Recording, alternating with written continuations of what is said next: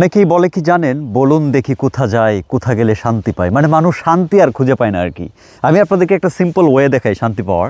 এই যে রাস্তাটা দেখছেন, মানে আমি মূলত থাকি এইদিকে, এটা হচ্ছে আমার বাসা। ওই যে দেখছেন আপনারা, ওই যে দূরে দেখা যাচ্ছে একটা টাওয়ারের মতো আছে, এটা পিছনে আমার বাসাটা আর কি। তো আমি একেবারে চুপি চুপি নীরবে যখন এরকম রোদ ওঠে, এবং আজকে শনিবার জার্মানিতে, আমি এই ধরনের রাস্তাটা দিয়ে দুপাশে ঘাস এবং গাছ আছে, এসে এরকম একটা সুন্দর মাঠ যেখানে একেবারে বন্য ফুল, সেই যে বিভূতিভূষণ বন্দ্যোপাধ্যায় বলেছিলেন যে কী যে ফুল শুধুই ফুটে আছে চতুর্দিকে, নাম না জানা অসংখ্য, এরকম ফুল ফুটে আছে। এবং তার চেয়ে আশ্চর্যের ব্যাপার হলো প্রকৃতি এবং ইতিহাস একসাথে মিশে আছে। ওই যে দূরে আপনারা দেখছেন একটা জঙ্গল এবং পাহাড়ি এলাকা, ওখানে একটা টাওয়ার আছে, ওই টাওয়ারে উঠে পুরো জঙ্গলটা দেখা যায়। এটা হচ্ছে এই গোটা পৃথিবীতে আপনি যদি ইতিহাস পড়তে যান, বিশেষ করে সেই যে প্রাচীন ইউরোপের ইতিহাস, যেখানে রোমান সোলজারদের সাথে জার্মানদের যুদ্ধ হয়েছিল, সেটা ঘটেছিল খুব কাছেই, ঠিক এটার অপোজিটে একটা জায়গা আছে, সেখানকার জঙ্গল এবং পাহাড়ে।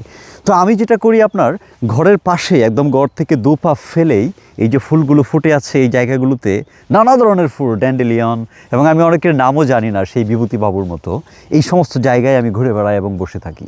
উপরে নীল আকাশ, কোনো সন্দেহ নয় আপনারা যদি দেখেন, এবং নিচে হচ্ছে সবুজ মাঠ, মাঝখানে ইতিহাস, কখনো বা ঘাস, কখনো বা এই সমস্ত দুর্দান্ত রাস্তা। এই সব কিছুর মাঝেও আপনি যদি কবিতার ছন্দের ভিতর দিয়ে প্রকৃতির ছন্দকে, অস্তিত্বকে মেলাতে জানেন, তখন দেখবেন যে সুখ আসলে আপনার ওই 2 পা ফেলেই আপনি পেতে পারেন। সুখ আপনি যেখানে যান সেখানেও পেতে পারেন। কারণ সুখ কোনো কিনে আনার, সুখ কোনো যুদ্ধ করে জয় করার জিনিস নয়। সুখ হচ্ছে এই সৃষ্টি জগতের সাথে আপনার ভিতরের আত্মার জগতের একটা আত্মিক কানেকশন তৈরি করা, যেটা তৈরি করা যায় এই বসন্তের হাওয়ার মতো দুলে দুলে।